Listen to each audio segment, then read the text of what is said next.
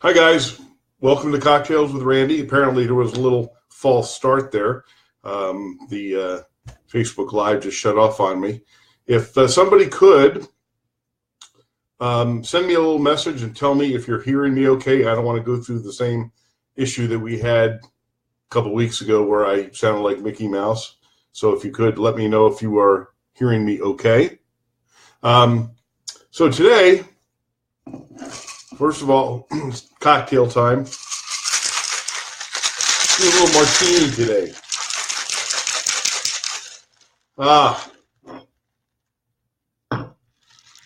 Little martini action, huh? Little vodka martini. Oh, yeah. Oh, yeah. So, how's everybody doing tonight? Thanks for jumping on in here and spending a little time with Randy. You know, there's a lot of things I want to talk about today, but before we even get started, you know, in the last few days, we have lost a number of police officers, and I want to read their names in honor tonight. Just in the last week, we've lost 4. Deputy Sheriff Jacob Pickett of the Boone County Sheriff's Office in Indiana. Police Officer Rodney Smith, Hickman, Kentucky, police officer.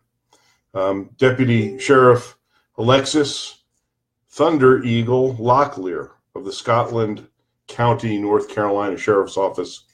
And then a corrections sergeant from Pennsylvania, from the Pennsylvania Department of Corrections, Sergeant Mark Basterman. And, you know, these officers gave their lives in the line of duty, and I want to honor them. And it is their end of watch. So let's talk about some things that are going on. I want to read you an op-ed. I wrote this op-ed for Fox News, and it's regarding the shooting in Florida. So you'll know exactly where I stand. If you listen to my radio show, that'll be on there as well. But this is the op-ed. Here's to you. If you see a little cat walking around that looks like a lion, he's funny looking, but he's pretty cute.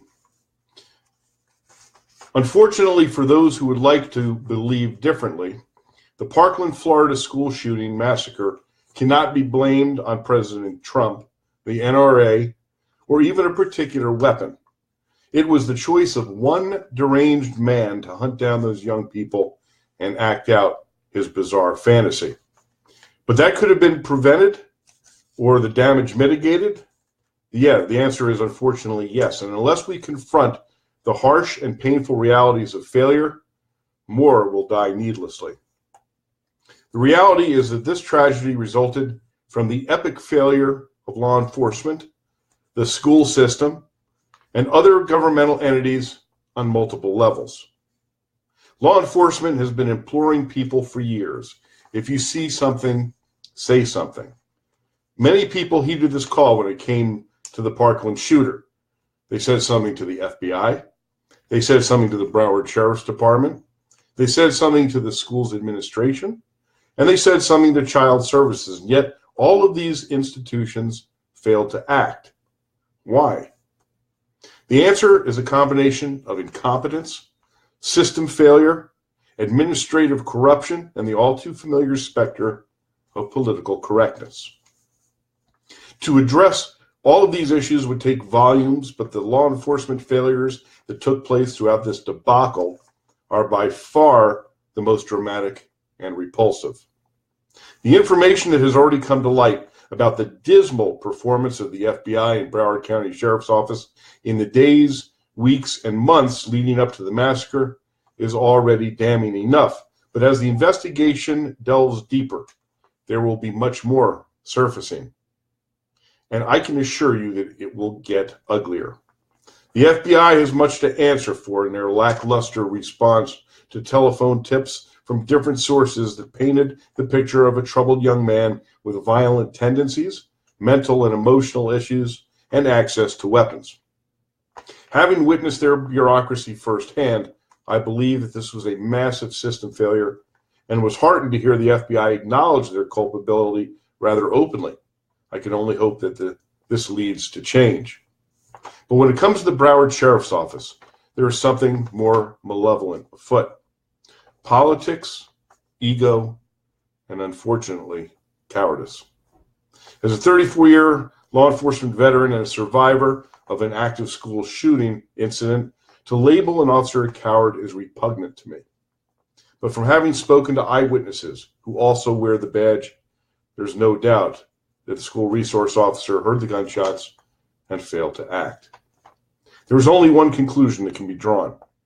But then we have the fact that several other deputies did not enter the school, leaving the officers from the neighboring city of Coral Springs to handle the entire incident. The question is why? Were all of these deputies infected with the same disease, or were they ordered to stand down, as some sources are reporting, and wait for officers with body cameras to make the entry? If that is true, if that order was given, it will reveal something that many are reporting about the leadership of Scott Israel, the sheriff, and that is policies more concerned with political correctness than effective policing. A full and transparent investigation will hopefully reveal the answer. Without a shadow of a doubt, though, the entire response from the Broward Sheriff's Office was abysmal, and it was only the heroic actions of the officers of the neighboring community of Coral Springs, which minimized the death toll, and the actions of the off-duty officer from Coconut Creek, which resulted in the arrest of the suspect. This was a leadership failure of the highest order.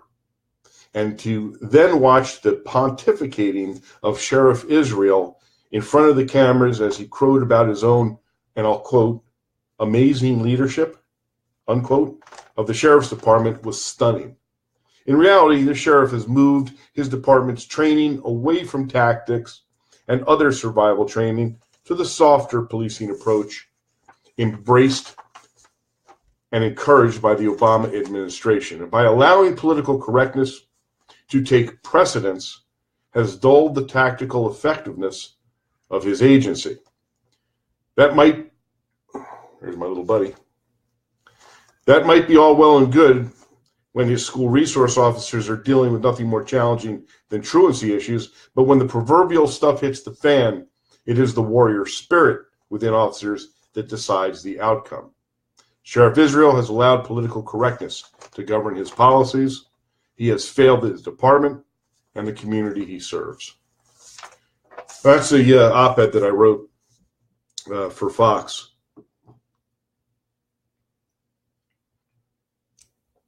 I want to take a couple minutes to talk about, there was some amazing police work done, and it was done by the Coral Springs PD.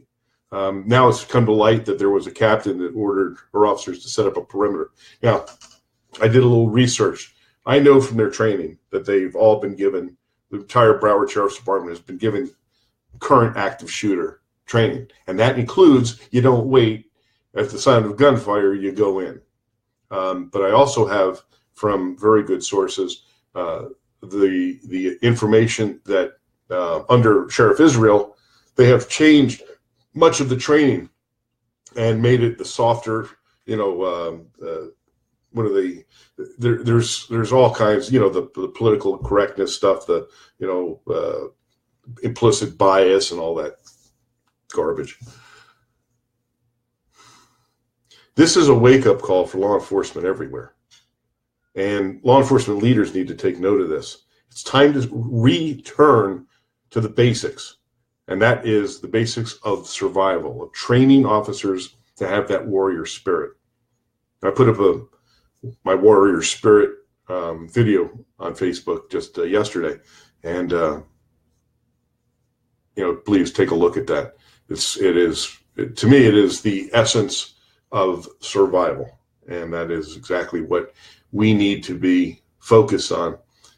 Considering the shooting deaths of law enforcement officers and the multiple officers who have been shot during single incidents, we really need to go to officer survival training and not and not focus on the soft approach any longer.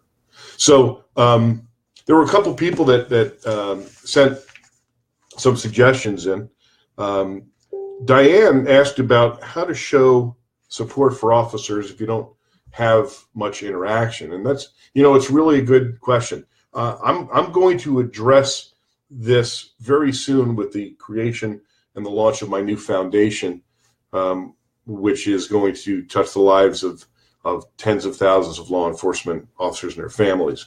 And there will be a method of showing your support for law enforcement officers. I'll be launching that very soon. I'm just waiting for the IRS approval before I even make the full announcement. But in the meantime, just letting an officer know that that you do support him, walk up to him and say, you know what, thank you for your service. I've been hearing from cops from all over the nation that more and more people are doing that, and they really do appreciate it. It's something that takes a couple seconds of your time, and I can tell you that I know firsthand that it really does make a difference. So thanks, Diane. I appreciate you asking that question. There was another question about my thoughts on what can be done what are my thoughts on arming teachers, or what to do about the school security issue. And there's a ton of stuff here. First of all, I am a proponent of training and arming school personnel, teachers, principals, staff. There are lots of people that are very capable. Many have military experience. And to put the gun-free zone nonsense, why do you think these are soft targets? They're soft targets because everybody knows there's no guns there. So I'm a proponent of that. Is it something that needs to be well thought out, and is it something that really needs to be discussed? Yes, it does. But there are people that can do it, and I think for the safety of the children, having capable armed people in the school is much better than waiting for a police response. The shooters need to be taken out quickly and effectively, and there can't, unfortunately, with the situation the way it is, there's plenty of schools that don't even have school security officers, as far as police officers in the school. It's cost prohibitive for us to put a contingent of law enforcement in every school in the country. It's going to be massively expensive. Now, there's also plenty of ways to target hard in the schools. In this case in Florida, it's almost shocking to hear this. I got this from good sources that this shooter actually walked into an unlocked door, which is supposed to be kept locked. He walked in carrying a rifle case, and was seen by a security officer, not an armed security officer, but a security officer who didn't confront him. And this is when the rifle's still in the case. So there's a lot of failures here, and these failures need to be addressed because it's pretty crazy. All right. But when it comes down to systemic failures, I think that there are ways to combat it, and I think one of the ways is to arm school personnel. There was also something came to my attention today by a police officer. Now, I don't know if you heard about this, but a tragedy occurred in Michigan. There was a double homicide. Husband and a wife were killed on a college campus. Well, it turns out that there was a police officer, an off-duty police officer, and his wife, and their son is the suspect. He stole his father's gun and killed him with it. Now, this police officer is from the town of Bellwood Police Department. This guy's been on the job for 20 years. Very well respected by his department.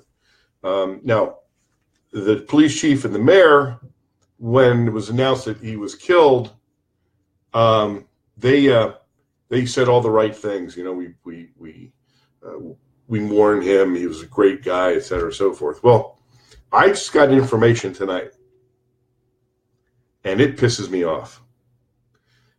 The police officers on this small agency, as a sign of respect and dignity for their friend, name is James Davis Sr.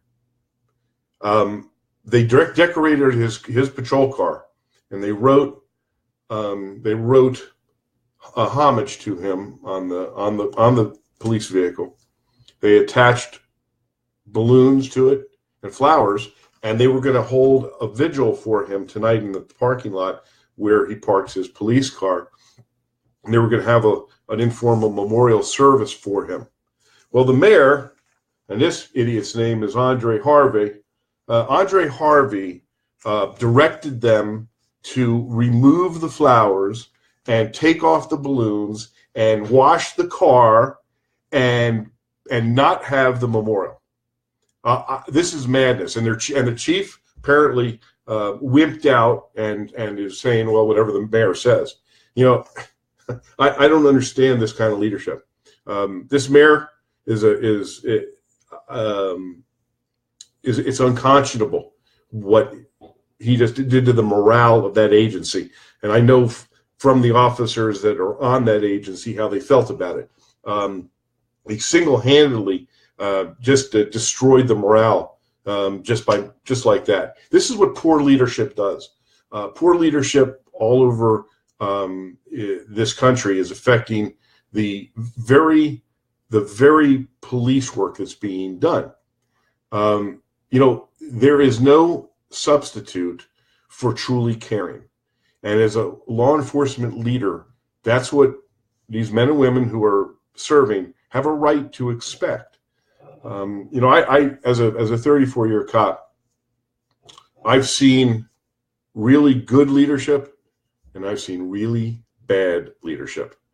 And it's when it's bad, it's bad.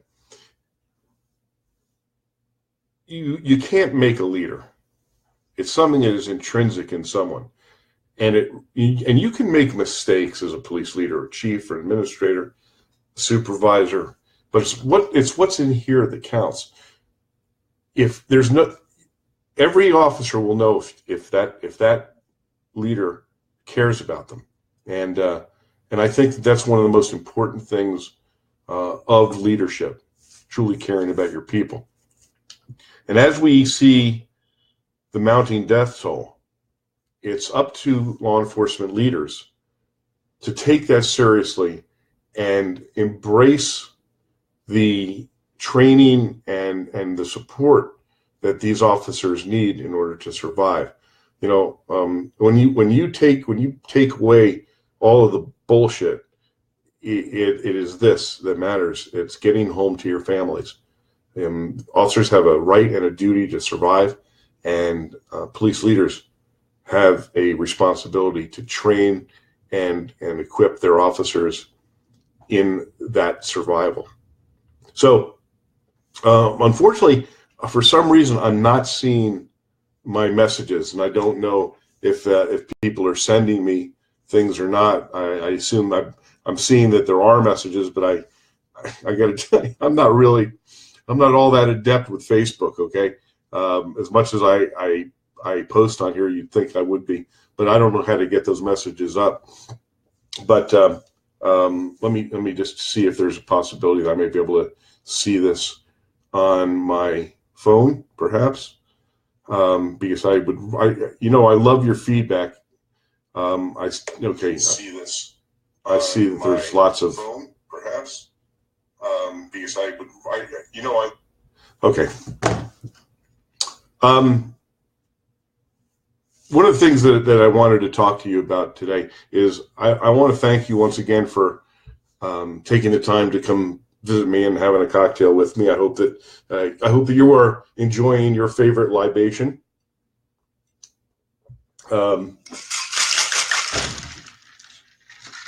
My cat got scared.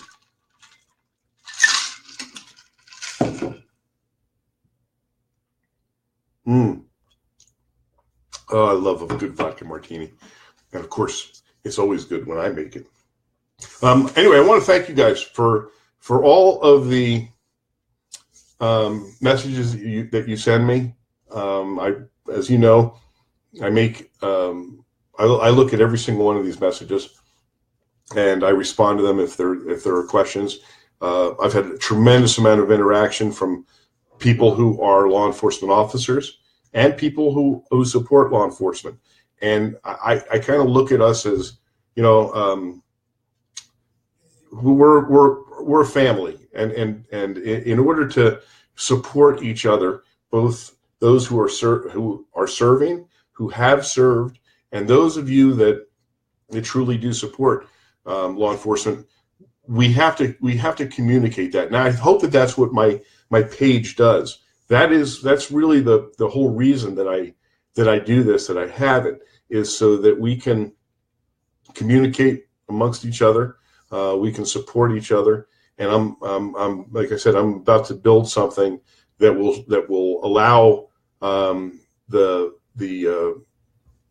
law enforcement, active duty people, retired folks, disabled, injured police officers to get to know those who support them in a way that's never been done before. I'm really excited about it. I'm teasing you with it right now because when I announce it, it's going to be a big announcement. But there are some great people helping me with this, and it's vital for law enforcement officers to know that that you guys have their back. That it's the people who are in Middle America, in the cities, that have nothing to do with law enforcement but support them. That message means so much, especially after these number of years where there has been such a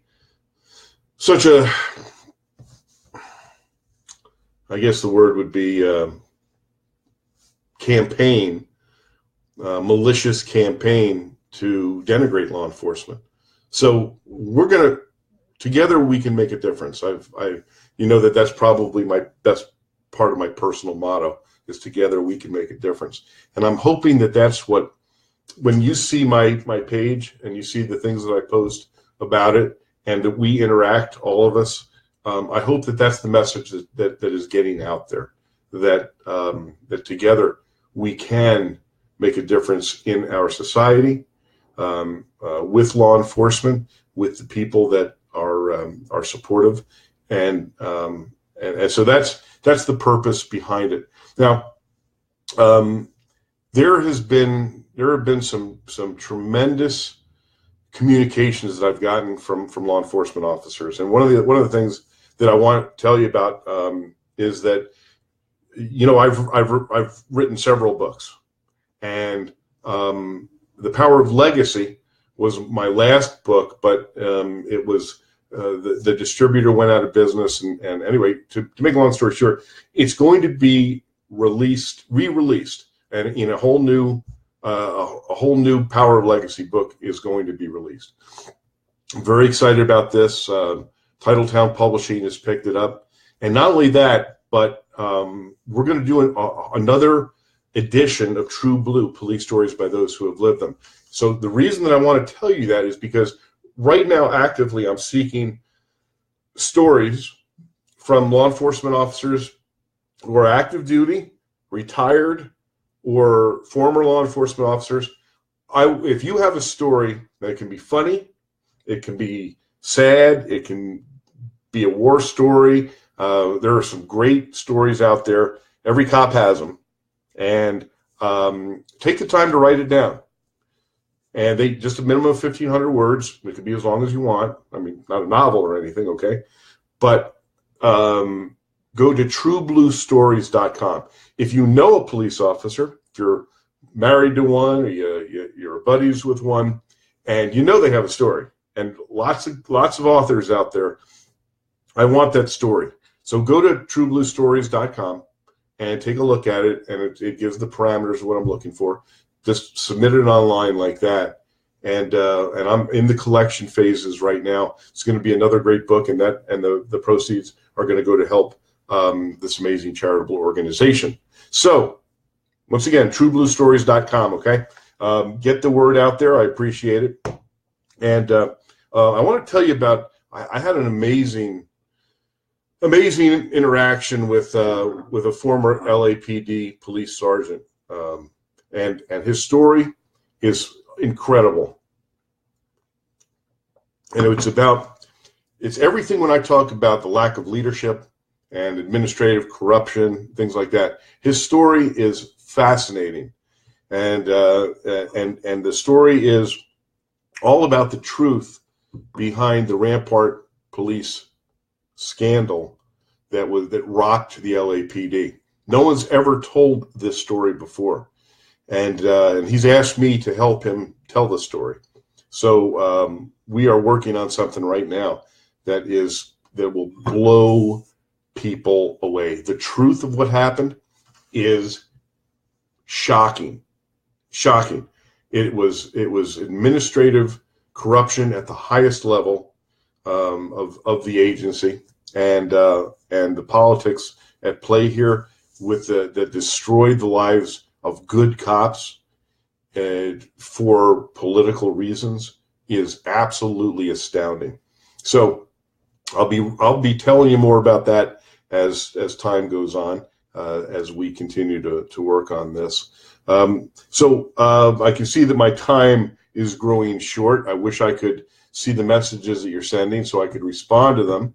But if you like this format, if you like Cocktails with Randy, please let me know and share this with your friends. You know, the only way that I can gauge if this is effective or not is if you share this and people view it. I hope that it's helpful. I hope that it helps communicate my vision of what's going on, and that it helps to build my page and get me more people to interact with me. That's the basics behind it. So I need your help to do that.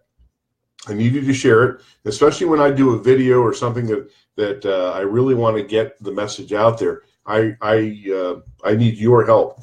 This is not something I can do. I give it to you, and then whatever happens to it happens. So I know that I've gotten some great response from a lot of people. I love communicating with the people that care enough to interact with me. And I met some great people from Facebook. This is my first, I believe it or not, I never used social media before until I started this page. And I'm still feeling my way around it. I'm now on LinkedIn, Twitter, and Instagram. So if you're on Twitter, check me out at LT Randy Sutton. And then in LinkedIn, I'm under Randy Sutton. Feel free to hook up with me there. And if you have suggestions for things that you are interested in, that you want me to address, this is the perfect forum to do it. So I'm hoping to do this each week, providing that it's effective. If it's not, then I won't waste your time or mine doing it. But so far so good. And hopefully we're going to build this thing up, and we're going to make this even more interactive. Like, unfortunately, like I said, I can't read the messages that you guys are sending. I can read them on my phone, but I don't want to take the time to look at that and then look up at you. So I guess until next week, when hopefully I'll get a little tutorial and realize how I can check out what's being said on my screen here. Right now I'm just kind of flying blind. But as we approach the top of the hour, I want to thank you guys for tuning in to Cocktails with Randy. Oh, it's yum. And it's 6 o'clock here in Las Vegas. I know that it's getting a little later over on the East Coast. You know what? there's something that I would like to know. I don't know where everybody is from that's listening to me. When you're sending me a comment, would you just type in where you're calling or where you're seeing me from, so that way I can gauge whether or not I need to move the time up or down for more people to take a look at me. So if you would, just let me know where you're responding from. That will give me a little more information. I can gauge what to do next week, whether to have it at 5:30 if you like this particular time, or if I need to do it a little earlier or a little later. And once again, I appreciate your support. There's lots more to do, and I intend to continue with my mission to support the men and women of American law enforcement. That is my greatest love, and I will continue to do that as long as those men and women need me. So this is Randy Sutton signing off, and we'll see you next week.